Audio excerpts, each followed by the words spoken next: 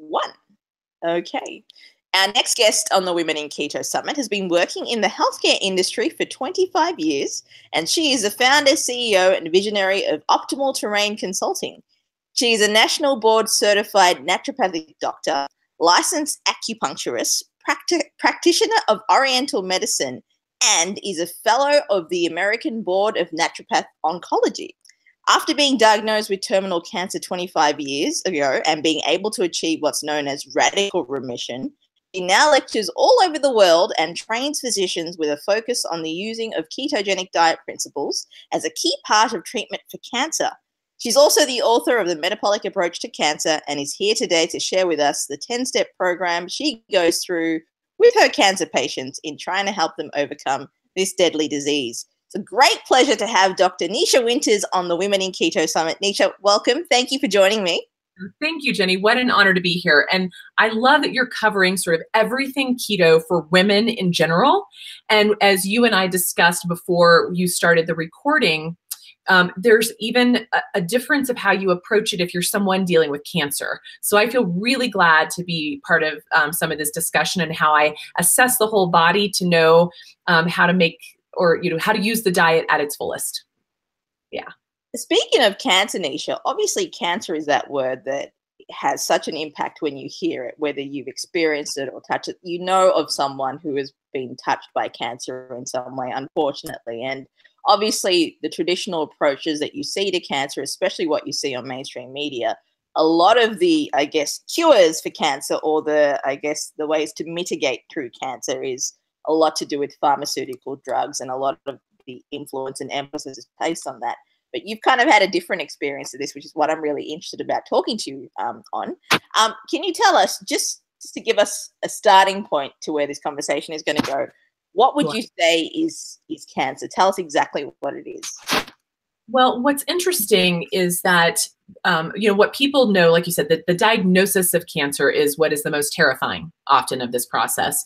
And that can shoot us into making decisions based out of complete fear and not allowing ourselves to take a moment to understand how we got to that point. Okay. That's one thing I want to really have your listeners just take home from the get-go. It's like, take a moment, take a deep breath and know this didn't happen overnight. It's not an event, cancer. It's a process. And it can be on board anywhere from 6 to 10 years before it's big enough and loud enough to capture your attention. Okay, that's the average time frame. So just to have that context, cancer itself, in my perspective, is simply the absolute loss of rhythm and connection to the whole organism. Okay? Wow. That's actually a very... That's the first time I've ever heard it explained that way, but it does make sense because, I mean, so many teachers talk about this. Oprah talks about the pebble theory, where when something's going on in your life, it starts off as a little drop, then it becomes a little puddle, then it becomes this huge wave, then it becomes a tsunami, and that's when you pay attention. So exactly. You kind of explained it that way. Sorry, continue. This is I love how we're like, and here we go. But that's just it, is that down to the definition of what a cancer cell is it's lost all communication. So it's ignoring signals that are telling it to die. It's ignoring signals that are telling it to stop growing. It's ignoring signals that are telling it not to move about the building, which are the normal processes that are happening in our healthy cells every moment of every single day. And it's that disconnect from that communication system that is a part of this process. And that loss of rhythm can happen all the way down to the fundamental metabolic level. And so coming around this very simplistically, back in the 1920s, good old Otto Warburg was seeing that the tumor process, and I use that word again for people to understand this as a process, was not, he was watching that things are changing with the loss of that communication we were talking about. And he saw that it changed all the way down to the fuel sources that those cancer cells decided to lean on. So what he saw happening is basically our mitochondria are breathing. It's called respiration. Okay. And when we're in rhythm, when we're getting enough sleep, when we're getting enough exercise, when we're eating a diet that is keeping us in a hybrid engine, sometimes burning glucose, sometimes burning ketones, naturally, as we have since the beginning of time, when we're in good spirits with the people around us that we love and that we connect with, then we are breathing at the cellular level. But when we get stressed or we get intoxicant or we start to just live on sugar and caffeine to get us through the next stressful event, those cells stop breathing and they start fermenting. And when they ferment, they spill byproducts into the tissues around them that then start to create more inflammation and draw in more inflammatory processes in acidification, et cetera. So it's not that an acidic diet causes cancer or DNA damage causes cancer. It's more fundamental than that. It's the loss of breath at the cellular level that starts to change the microenvironment around the cell, that starts to draw in more goo. That's a technical word, but that's how I'm going to use it. And so when it comes to that, when you think about cancer itself, the other thing that our mitochondria are very important for, so you now know they're important for the metabolism of how we burn fuel in our body, which is what the focus of your conference, your summit is all about. But it's specific to cancer. What the mitochondria are also in charge of is something known as apoptosis. Okay, and so that is programmed cell death. And our healthy cells, when they get damaged, when they get stressed, when they get weak, or after a few cycles, known as the Hayflick equation, so after a few circulations around the sun of those cells, they simply die to bring new life into the system, new respiration into the system. But cancer cells don't do that anymore. When the mitochondria switch to fermentation, they also switch the ability to die. So now those cancer cells are more difficult to kill with our standard of care / burn and poison, okay? And our way of treating for the past 70 plus years is just that. We can only successfully go after rapidly cycling, rapidly proliferating cells. That's what those therapies touch. However, what's dangerous, what kills us is when those cells mutate, or when they get on the move, and when they metastasize. We rarely die of a primary tumor unless it's in a really unfortunate location, okay? But ultimately, we don't die of that. We die of metastasis. We die when we have not been able to kill those cells because they've lost their ability to apoptose because of damaged mitochondria. This is where the ketogenic diet is so key, because when we start to bring in and push the body back into that metabolic flexibility that we've all lost thanks to living in the world today, okay, of too many late night eating, too much alcohol, going from 5 pounds of sugar per person per year in the 1850s to 175 pounds of sugar per person per year today. How is that even metabolically possible that our cells could keep up with such a drastic change in such a short period of time? And then you bring on, right? And then you bring on therapies that are very directly harmful on purpose, as they should be, to the mitochondria. So chemo, radiation. The bigger miracle is not that we are lucky enough if you don't get cancer. The miracle is how many of us don't actually walk around with cancer happening all the time. But the bigger miracle is when someone actually recovers with conventional standalone therapy.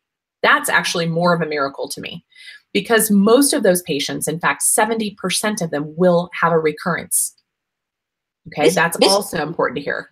This is so interesting because bad traditional method, how it's very uncommon for people to survive the traditional methods that are around for going through that process of cancer and trying to eliminate the cells and that kind of thing, the cancerous cells. But it's interesting because I remember when I spoke to Alison, she was saying something about how what doctors tell you sometimes, obviously they're trained in a certain way, but they tell you certain things like, oh, you're in a certain recovery weight, we're expecting you to do this. But there's actually some fine tuning to that language, which may give you a sense of false hope. Absolutely. Or even false, because you can have them giving false hope or false kind of trust and belief in the therapy, but the other can be true as well when they tell people there's nothing left we can do. because I'm the person who sees all the there's nothing left we can do people. Okay. I would love to say that I get everyone as I just got this diagnosis and I'd like to weigh out my options consulting with Dr. Winters. That never happens. It's like, hi, I'm absolutely dying. They've done everything they can. All therapies have been exhausted. Help.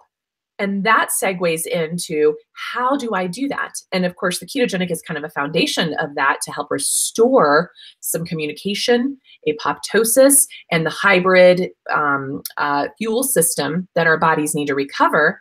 But then I also look at what else could be adding to that mitochondrial bucket that's making the bucket sick. And that's how I assess the terrain. And now you have a kind of I guess it's a mantra that I use, which is test, assess, address, and never guess. You don't have to guess. You can get incredibly precise. And when someone is in trouble, when all conventional therapies have failed, and when all of their options have been offered from a standard of care approach, that's when we really have to test, assess, and address to be able to pull them out of that free fall.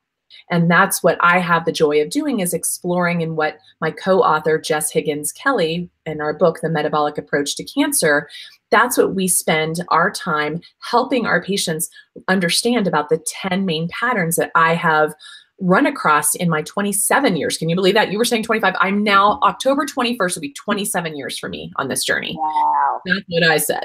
And so, right. And so these are things that I have kind of like patterns that have stood out to me for a very long time within myself and with tens of thousands of patients. And then just help me articulate it into our book, and to start the book with kind of organizing it in a way that helps people understand what is contributing to the metabolic mitochondrial function overall. And of course, diet is paramount. And that's where I get really excited that we're talking about ketosis in general, because there is a natural state, as you have probably had lots of your speakers, share, that if you are metabolically flexible and you finish dinner at, say, 6 p.m. and you go to bed and that night, and you sleep through the night and you get up and you have your breakfast at, say, 7 a.m., it's a 13-hour fast. There are several studies that have come out just this year that shows that will cut your risk of breast cancer recurrence and initial diagnosis down upwards of 40%. That's huge. Wow. So that's a basic overnight fast. That's not a typical intermittent fasting, right? I mean, Jenny, this is not like people have to really push themselves. No, right? I was going to say to you, just to clarify, so you're saying if you have a flexible metabolism, so you go to bed at, say, so you have dinner at 6 o'clock and you go to bed a few hours later, say 9 or 10 o'clock, and you wake up and after not eating for 13 hours and you have breakfast, that actually improves your chances of not getting reoccurring breast cancer. Is that correct? That is correct. And if you're metabolically flexible enough, I have my patients start with their simple pea strips. And then if you are in a metabolically flexible hybrid engine in your body, in your mitochondria, then you should be showing some trace ketones after that 12 to 16-hour fast without even trying to eat ketosis in a ketogenic way. That's normal. And we make this sound like it's a fad, right? That's normal. Now, I will tell you, because I have thousands of people who've tested their pee, most people aren't doing that because they're not normal, because they're not metabolically flexible. So that's why we have to intervene with putting people more into a therapeutic ketogenic state for a period of time to restore that rhythm, to restore that communication, to restore that metabolic hybrid engine, and to restore apoptosis of all of our cells. Whether you have cancer or not, you want apoptosis happening because you need to take out the garbage on a regular basis. And so when folks start to say, oh, the ketogenic is just hooey, it's bad.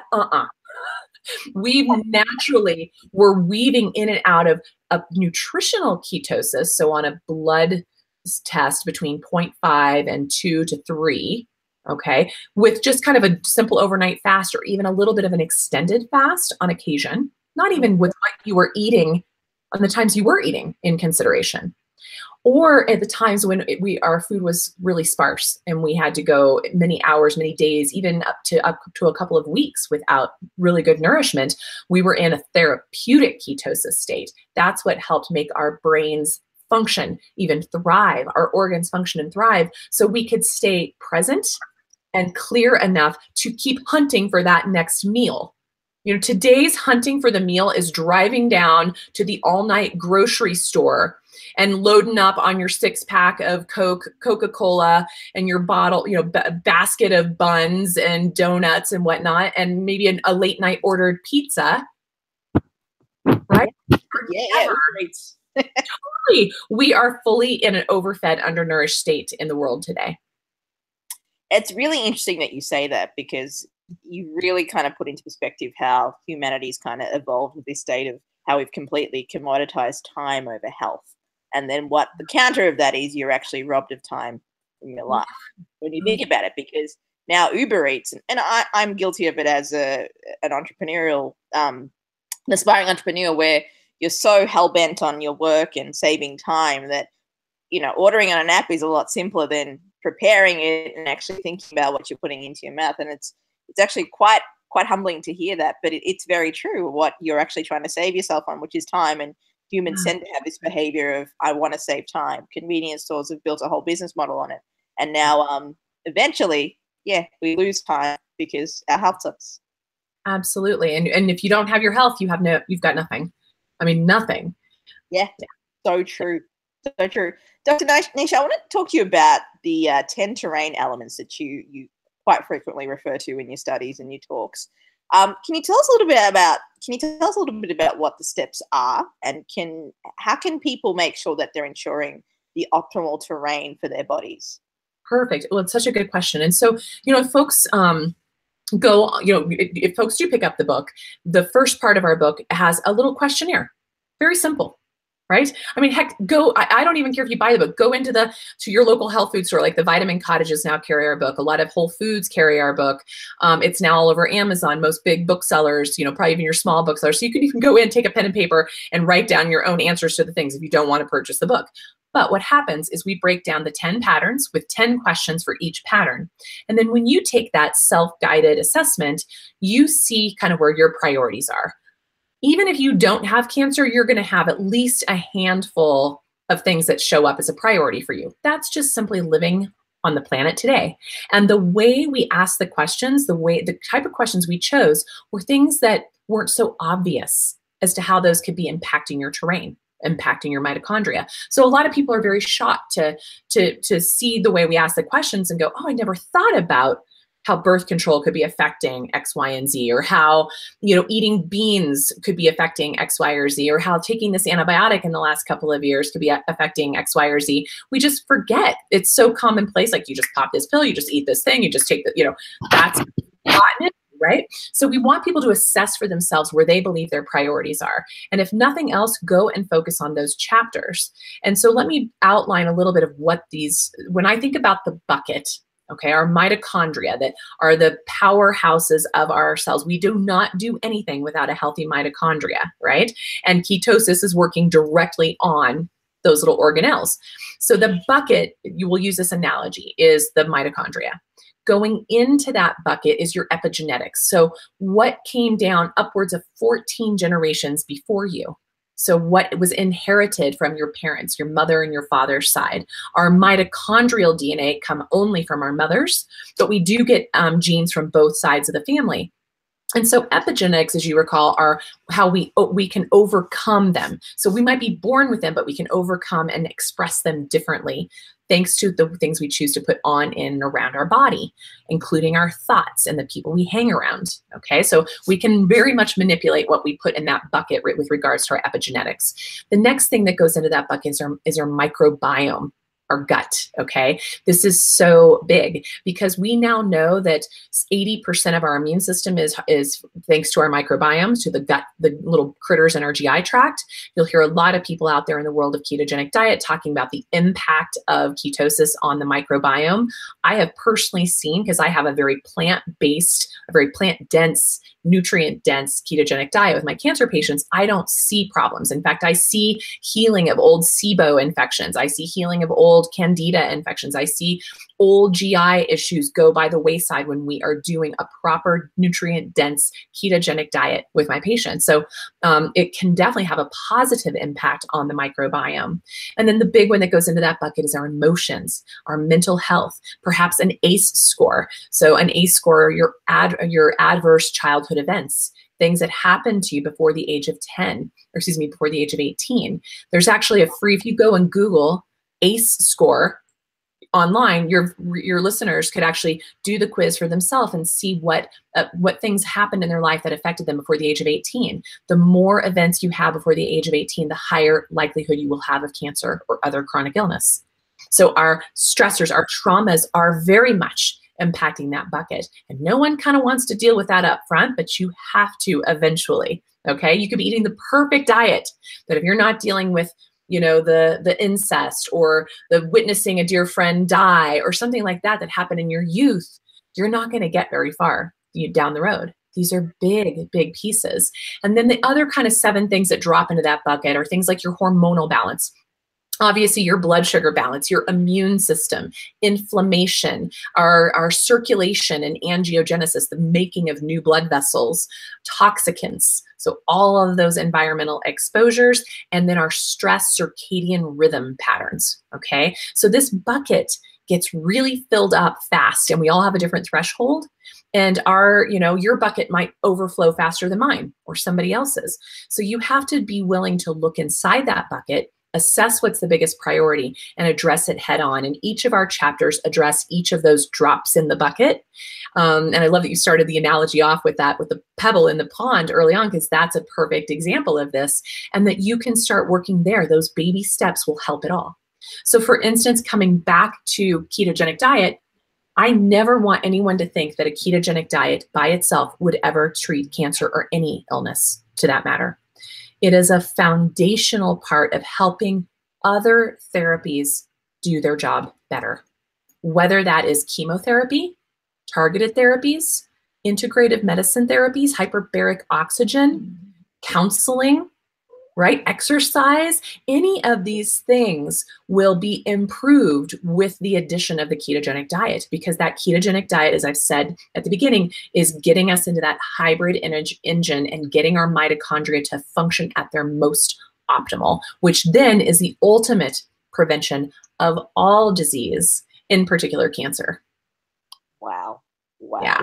That's amazing. Sorry, it's great that you're giving us kind of a whole perspective on how the ketogenic diet can be the foundational, I guess, premise of trying to beat cancer or trying to compete with, or trying to, I guess, eliminate cancer as a whole, but it's not the focal point.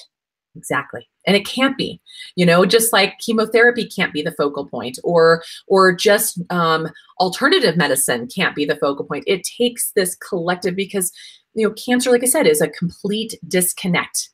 All of communication circuits are cut. You have to do whatever it takes to get them back into business again. It's that simple. And so, and you have to, and it's going to be different for everyone.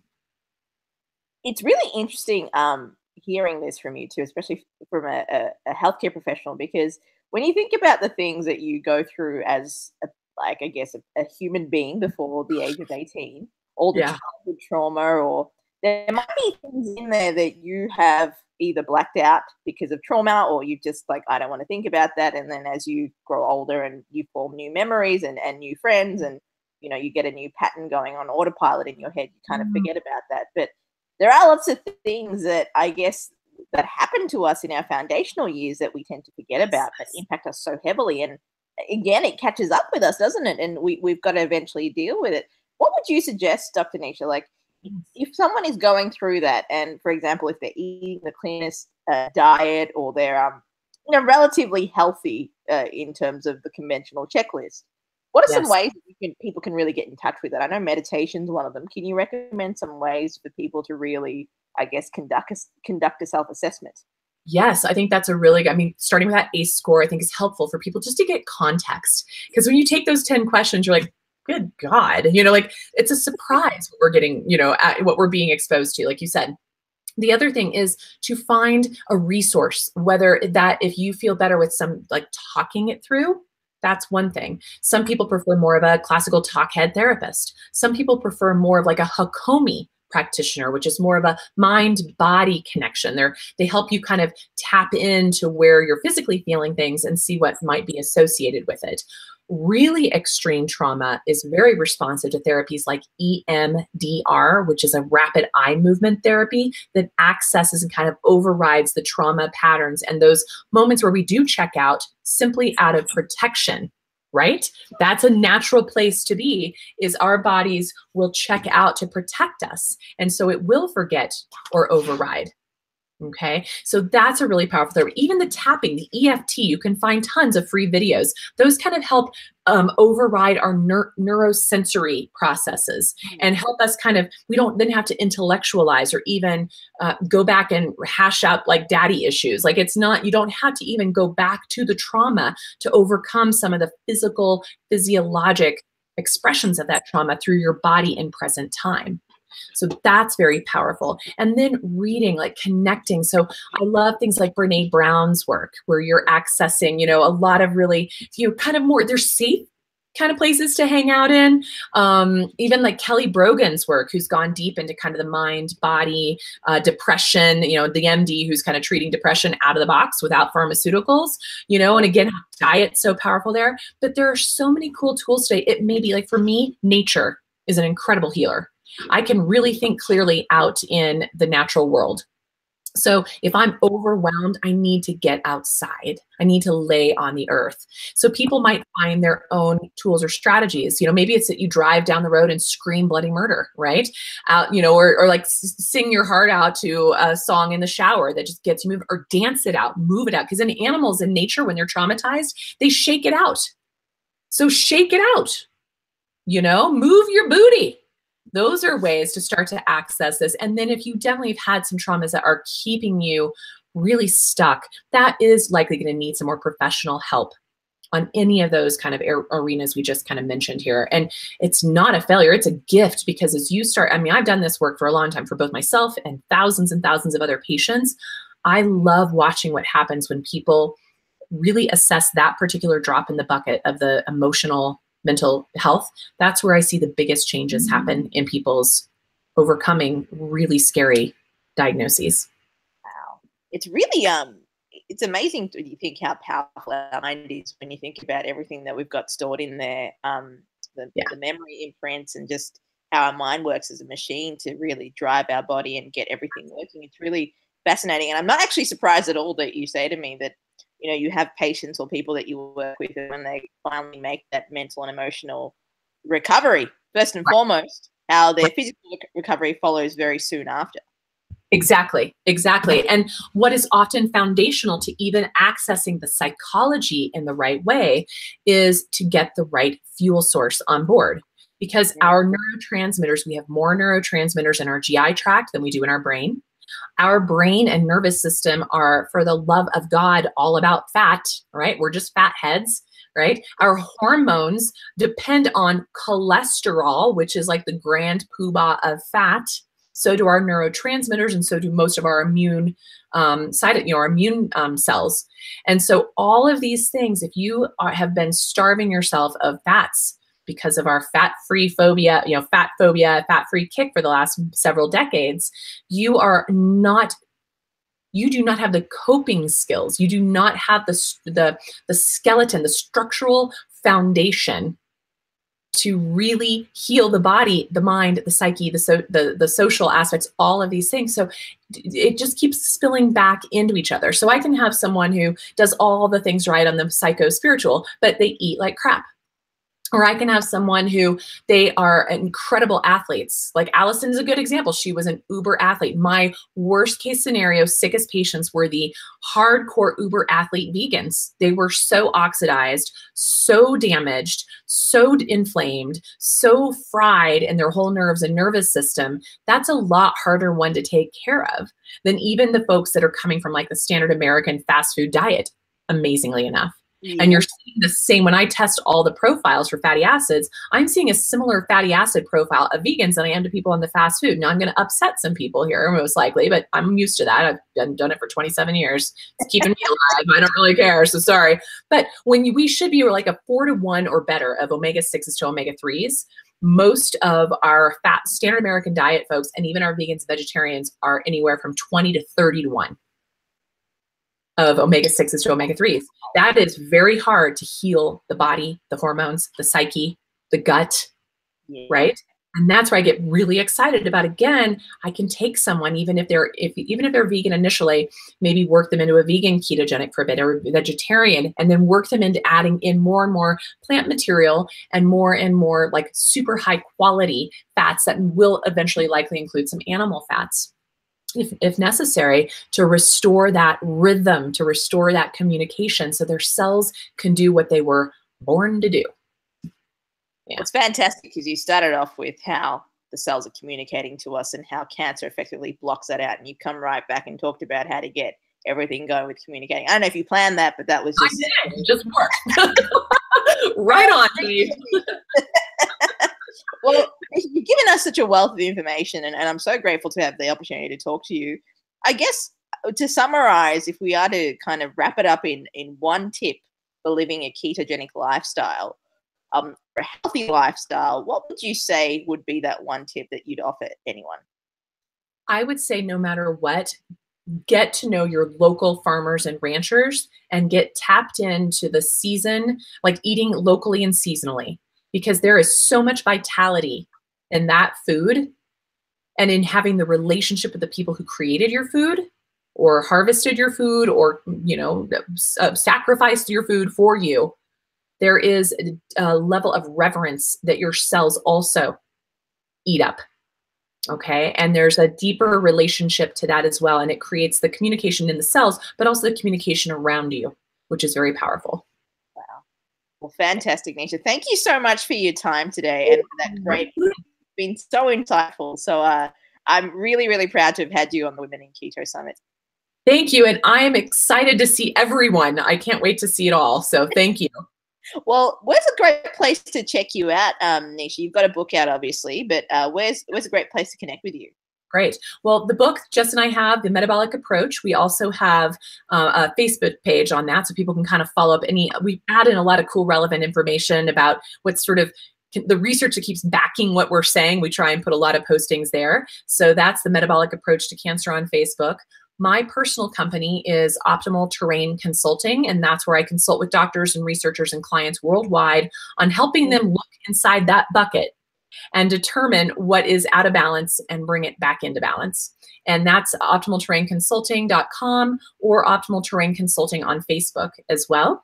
And then Jess, if people want to just focus on the nutrition side, she has her own company now, Remission Nutrition, which is very focused in oncology nutrition for ketogenic diet for oncology nutrition.